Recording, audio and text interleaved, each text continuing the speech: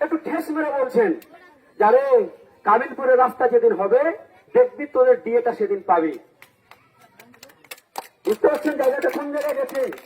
কাবিলপুরের রাস্তা নিয়ে শুধু কাবিলপুরবাসী নয়, স্বাগতিক নয়, মুর্শিদাবাদ নয়, নবান্ন কলকাতা পর্যন্ত মানুষ জানে যে কাবিলপুরে এই দুর্দশাময় পরিস্থিতি চলছে, এবং জানে যে এলাকার যারা এমপি এবং এমএলএ যারা বিডিও আছে তারা এক একটা সব অপদার্থ।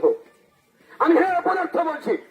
তারা প্রতিশ্রুতি দেয় কিন্তু প্রতিশ্রুতি পালন করে না, তারা কথা দেয় কিন্তু তারা বেঈমানি করে, তারা একের পর এক এটা ওটা করেছি বলে কিন্তু ভেতরে গিয়ে খোঁজ নিয়ে দেখা যায় যে তারা সবাই এক একটা মিথ্যাচারী প্রমাণচক। আমি যে কথাগুলো বলছি কোন এভিডেন্স ছাড়া বলছি না, আমার এত যুক্তি তথ্য প্রমাণ নিয়ে কথা বলছি।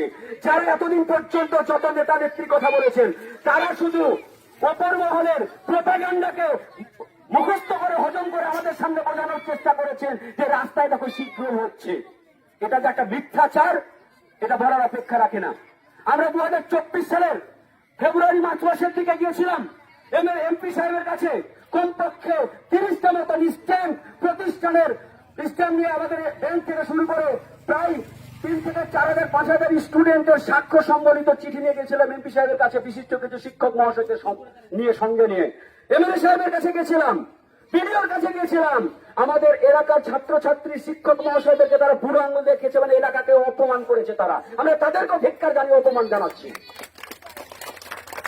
আমাদের এলাকার শিক্ষিত মানুষ যারা আমাদের মাথায় আমাদের স্মরণীয় প্রণম্য ব্যক্তিত্ব তাদেরকে অপমান করেছে তারা, সুতরাং তারাও সম্মানের যোগ্য নয়, তারা এক একটা অপমানেরই যোগ্য ব্যক্তিত্ব।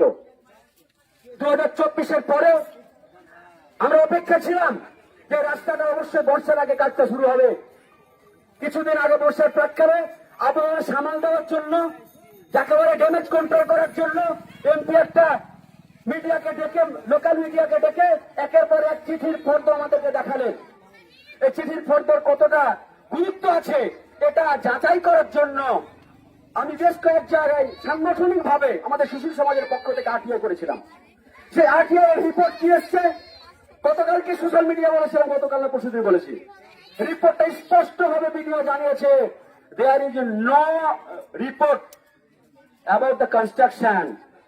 এই রাস্তা নির্মাণের বিষয়ে কোন রকম কোন রিপোর্ট আমার কাছে নেই।